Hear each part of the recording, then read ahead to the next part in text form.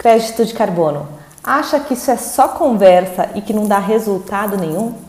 Então, fica ligado nesse papo que eu tive com Pedro Magalhães. Ele é representante da ReGrow, uma multinacional que transforma a preservação do meio ambiente em um negócio.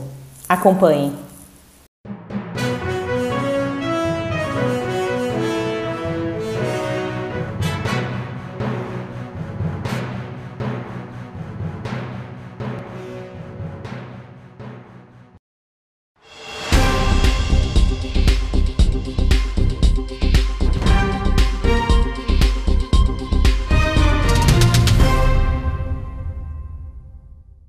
Olá, Pedro Magalhães, muito obrigada por ter aceito o nosso convite aqui no JA, com essa parceria com a GTEC Garage, para a gente falar das 50 principais aí AGTECs que estão debaixo do Hub. Quero agradecer muito, você está falando em nome da ReGrow, você é o agrônomo-chefe especialista em agricultura digital. Então, Pedro, primeiro eu gostaria que você se apresentasse e contasse um pouquinho aí da sua trajetória e por que escolheu esse campo. Tá bom. Bom dia, Carol. Obrigado pelo convite. A ReGrow aí a gente agradece.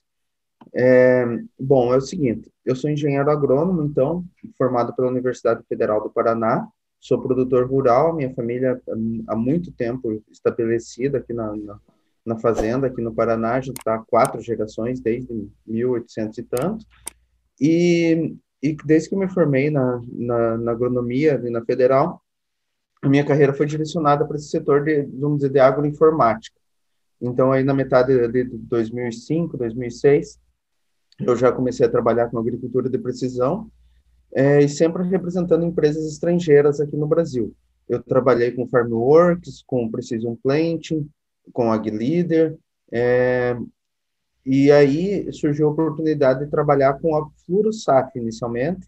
Ano passado, a Fluorosat é uma empresa fundada na Austrália pela CEO Anastasia Volkova, que é uma exponente nesse setor aí de startups e de empresas inovadoras. Ela é engenheira aeroespacial e ela fundou, então, a Fluorosat lá na Austrália, né? Na Austrália, atuava bastante na Austrália e Nova Zelândia, mas aí, como houve investimento do fundo da Microsoft, o fundo M12 da Microsoft, elas acabaram expandindo globalmente, né? Então, a Anastasia se reposicionou, né? Se mudou para a Califórnia, e lá daí ela introduziu a parte comercial e gestão da empresa lá. A parte técnica ficou uma parte na Austrália, em Melbourne, outra em Sydney. Eles têm 2 equipes de desenvolvimento lá e uma equipe de desenvolvimento na Ucrânia. Também tem 5 programadores lá, então é uma empresa formada, ela era formada, tinha 26 funcionários, 20 eram programadores, então uma empresa basicamente de programação. Por isso ela tem um forte poder de análise de inteligência artificial voltada para o agro. Então, a capacidade de desenvolvimento e de análise da empresa era muito forte. E daí juntou com todo o conhecimento agronômico. Neste ano, daí a Fluorosat se juntou com a Daiga, que era uma empresa norte-americana, baseada em New Hampshire, basicamente de cientistas, uma empresa com em torno de um pouco menos de 20 funcionários, mas sendo 7 cientistas mesmo de modelagem sobre o nitrogênio e acúmulo de carbono nos solos, né? Então, eles têm 2 modelagens, uma se chama OPTIS e outra DNDC, que já são, inclusive, até validadas aqui no Brasil, porque tem experimentos desde o início do projeto ABC do Banco do Brasil, BNDES, muitos projetos com Embrapa, projetos com CNA, com Senar, sobre validação de crédito de carbono, e agora daí surgiu então a nova empresa, aí, vamos dizer, no começo, meados de fevereiro de 2021, que se chama ReGrow. Então, essa empresa daí agora da fusão da Fluorosat com a Daiga é uma empresa baseada daí nos Estados Unidos, que vai atuar nesse mercado de crédito de carbono. Esse é um mercado bastante novo, né? Hoje ainda está mandatoriamente pelo mercado voluntário de créditos de carbono, né? Mas já existem ações obrigatórias pautadas na normativa número 6, né, do Acordo de Paris, né, que veio do acordo do projeto de Kyoto, lá, né, do Acordo de Kyoto, depois foi ali melhorado no Acordo de Paris, e a normativa número 6 que impacta na gente, né, que as empresas vão ter que adquirir os créditos de carbono, né. O primeiro setor vai ser o setor da aviação, né, então já está sendo obrigatório, mas os outros setores vão ter que, até 2030, aí, já se estruturarem para estar com esses créditos adquirindo, assim, de forma fluente, né, e, se eu não me engano, pelo Acordo de Paris é 2050, que é a meta lá do crédito zero, né, para E me, todo... con- e me explica uma coisa, Pedro, desculpa te interromper. Aqui no Brasil, vocês vieram com qual serviço? Porque vocês têm todo um serviço de tecnologia, de imagem de satélite, Então, a vocês gente... também têm um aplicativo de gestão, né, para o agricultor, Não, aí você... Ah, então isso daí eu cheguei a ver no site uma questão de um aplicativo que vocês têm de gestão, isso não. É não. só... Não, a gente Explica trouxe para a para cá, gente. primeiramente, a Fluorescence, que é a nossa plataforma de análise de imagens de satélite, sabe? Ela dá insights, ela não só analisa, como ela dá muitos relatórios e insights, sabe? Então, a gente tem parceria, por exemplo, com a Climate Field View. Então, a gente complementa o serviço da Climate. A gente pega as mesmas imagens de satélites que eles analisam, a gente também analisa, só que a gente dá relatórios semanais e, e até às vezes mais do que semanais, de acordo com a frequência das imagens, sobre o que está acontecendo nas lavouras, sabe? Então, performance dos talhões, partes de estresse. Então, esse foi o nosso ponto de entrada aqui no Brasil com a Furosat. Mas hoje, com a Rigron, a gente já está participando de grandes projetos do crédito de carbono, né? Então, a gente tem iniciativas aí junto com a Bayer mesmo, no projeto carbono deles, com a Singenta, com o projeto Regenerative deles, que é um projeto que visa aí, atender 1 milhão de hectares de áreas de soja no Cerrado. Com a Cargill também a gente tem a iniciativa no hemisfério norte, mas que é um projeto similar ao que está ocorrendo aqui no Brasil, e com outras empresas que a gente já está conversando no sentido do mercado de carbono. Então, a nossa plataforma vai além de analisar agora as imagens de satélite, né, como já vinha fazendo, o nosso objetivo é analisar as imagens de satélites aplicando a modelagem que a Daigen tinha já estabelecida para vincular e emitir o crédito de carbono. Então, a gente vai fazer o MRV, que eles chamam, né? Monitoring, Reporting, Validation, Verified. Então, com um MRV, né, você pode ir num marketplace ou numa bolsa e vender esses créditos de carbono, né? Mais ou menos igual o projeto RenovaBio, que também a gente está em contato, faz hoje com as usinas de cana, né? Então, eles pegam os CBIOs, né, das usinas e colocam na bolsa para serem comprados, né? Então, a gente vai trabalhar nesse fluxo de validação e checagem das práticas e do acúmulo de carbono. Esse vai ser o nosso ponto forte de agora em diante, né? Já né? E esse é um mercado que está crescendo bastante, né? E assim, para sermos bem realistas, né, Pedro, a gente não adianta só falar em preservação de natureza sem falar também no avanço tecnológico, no avanço econômico das nações, né? Porque uma coisa tem que caminhar com outra, e é isso que eu fico mais admirada, que o agro é vanguardista, né, nessa empreitada, que não só o agro, mas as grandes indústrias também. Poxa, a gente precisa preservar o ambiente, porque no futuro, enfim, como que a gente fica, mas a gente precisa também crescer, a gente precisa produzir. Então, como fazer? E esse mercado de comercialização, um mercado verde da Bolsa, digamos assim, de comercialização, é extremamente propositivo para concluir, né, esses projetos.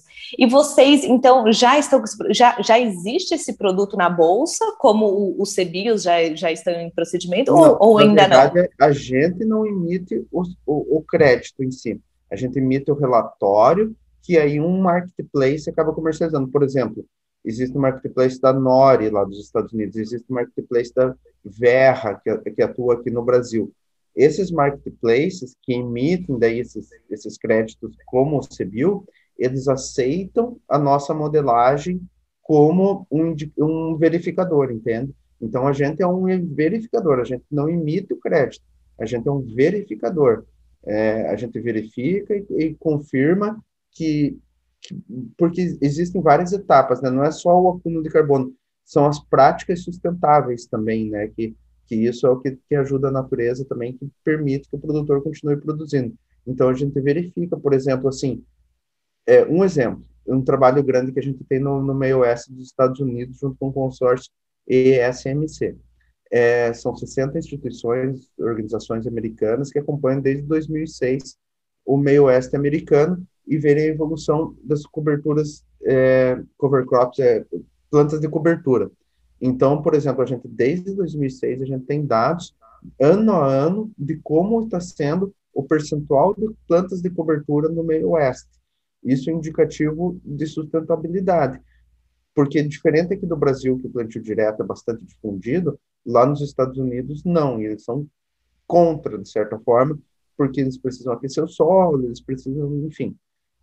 Então, eles fazem muita gradagem, né? E a gradagem em si, quando passa a grade niveladora ou aradora no solo, ela decompõe a matéria orgânica, né? E isso não retém carbono.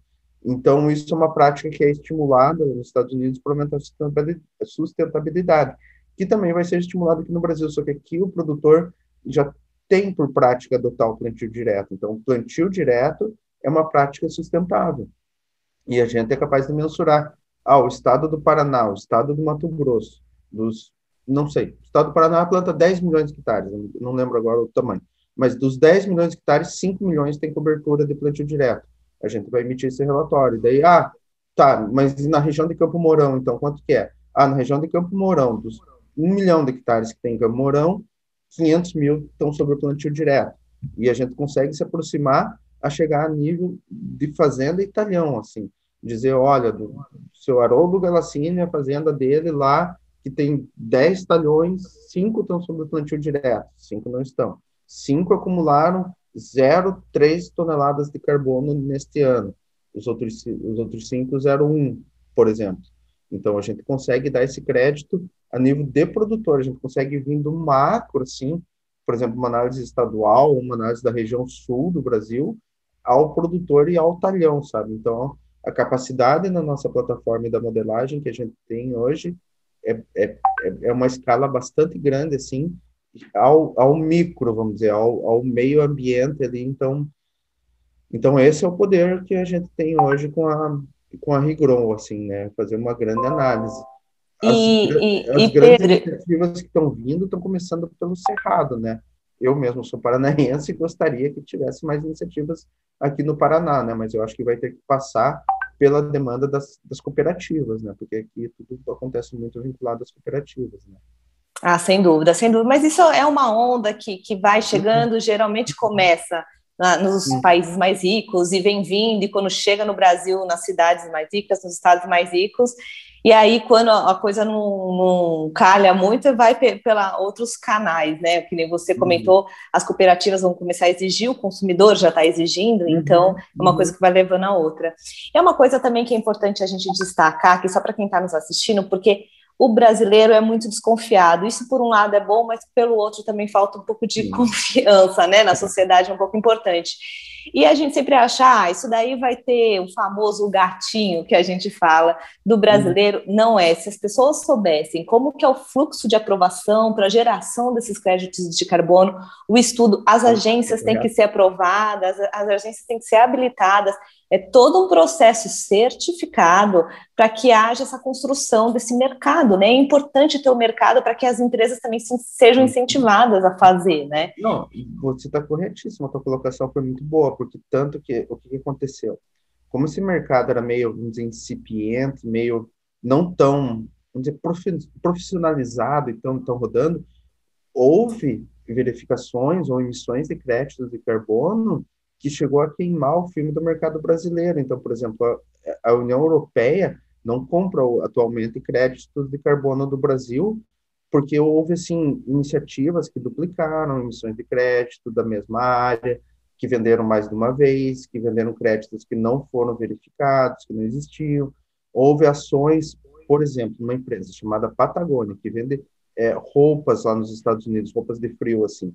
Ela pagou $10 mil e disse que era crédito zero, porque uma empresa verificou e disse que balanceava o zero lá da emissão de carbono dela. E foi descoberto depois que foi mentira, e ela usou isso como marketing.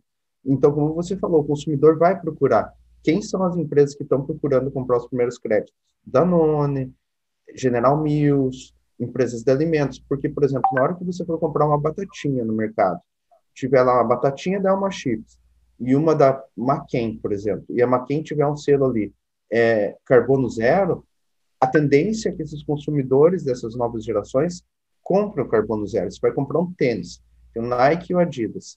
Nike está lá escrito carbono zero, a tendência da pessoa comprar o carbono zero, independente da marca, talvez até mais do que o preço, né? Talvez eu, como tenho assim, 40 e poucos anos, a gente se importa mais com o preço, talvez com a qualidade, mas as novas gerações, por exemplo, minha filha, 12 anos, ela se importa mais com outros conceitos. Então, é isso que a gente espera que aconteça de agora em diante, né? E isso que a gente acredita. E como você falou, não só o consumidor desconfiado, mas o mercado, porque houve já iniciativas erradas que não verificavam direito o carbono, foram, assim, simplesmente jogando no mercado. Então, de agora em diante, essas metodologias estão sendo muito verificadas mesmo. E agora com tecnologia de blockchain, satélite e tudo mais, então não vai ter tanto erro como houve no passado. Foi muito boa a sua colocação, não só para uma pessoa particular, mas para empresas também vão ter que comprar coisas verificadas mesmo.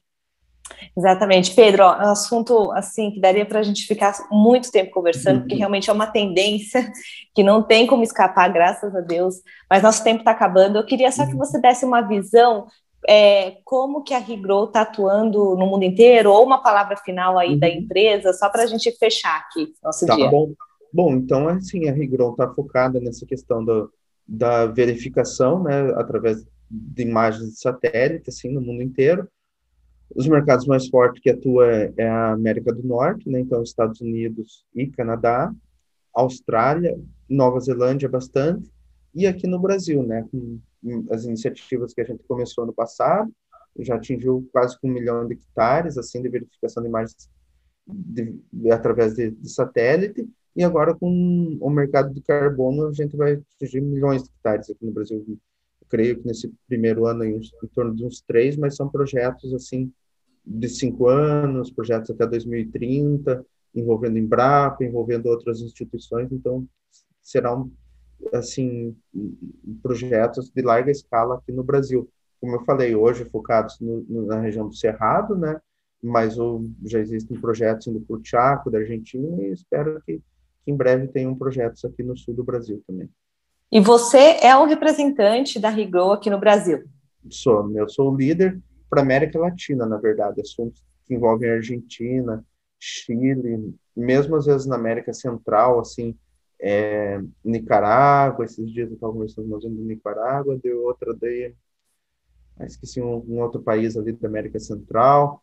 Às vezes do México a gente acaba dividindo junto com a equipe dos Estados Unidos, porque tem muitas empresas que, apesar de estarem no México, a equipe deles é norte-americana, então eles preferem tratar com o mercado norte-americano, mas às vezes quando eles só falam espanhol, eu que acabo coordenando aqui também. Então, e também tem um caso curioso que eu estou atendendo uma empresa europeia porque é em Portugal, e daí eles não falam inglês, e eles falam português, então, às vezes, Portugal e Espanha acaba caindo para mim também, assim, pelo fato da língua.